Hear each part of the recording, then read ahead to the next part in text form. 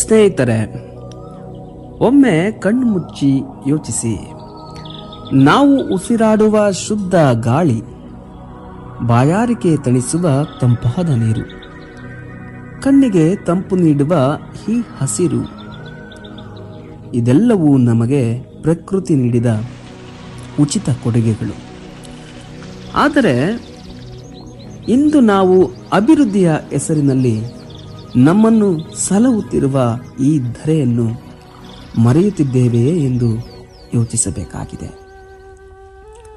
ಕಾಡುಗಳು ಮಾಯವಾಗುತ್ತಿದೆ, ಕಾಂಕ್ರೀಟ್ ಕಾಡುಗಳು ಬೆಳೆಯುತ್ತಿವೆ, ನದಿಗಳು ಬತ್ತುತ್ತಿವೆ, ಪ್ಲಾಸ್ಟಿಕ್ ತ್ಯಾಜ್ಯಗಳು ತುಂಬಿಕೊಳ್ಳುತ್ತಿವೆ, ತಾಪಮಾನ ಏರುತ್ತಿದೆ, ಭೂಮಿ ಬಿಸಿಯಾಗುತ್ತಿದೆ.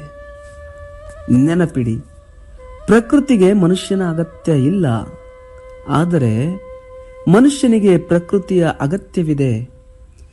ನಾವು ಪ್ರಕೃತಿಯನ್ನು ಉಳಿಸಿದರೆ ಮಾತ್ರ ಪ್ರಕೃತಿ ನಮ್ಮನ್ನು ಉಳಿಸುತ್ತದೆ.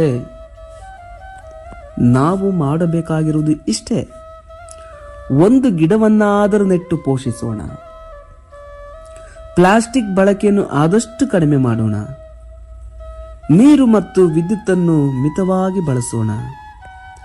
ಮುಂದಿನ ಪೀಳಿಗೆಗೆ ನಾವು ಆಸ್ತಿ ಅಂತಸ್ತು ಮಾಡದಿದ್ದರೂ ಪರವಾಗಿಲ್ಲ, ಅವರು ಉಸಿರಾಡಲು ಶುದ್ಧ ಗಾಳಿಯನ್ನು ಮತ್ತು ಕುಡಿಯುವ ನೀರನ್ನು ಉಳಿಸಿಕೊಡೋಣ. ಬನ್ನಿ ಪ್ರಿಯರೇ, ಪ್ರಕೃತಿಯನ್ನು ಪ್ರೀತಿಸೋಣ, ಪರಿಸರವನ್ನು ಉಳಿಸೋಣ.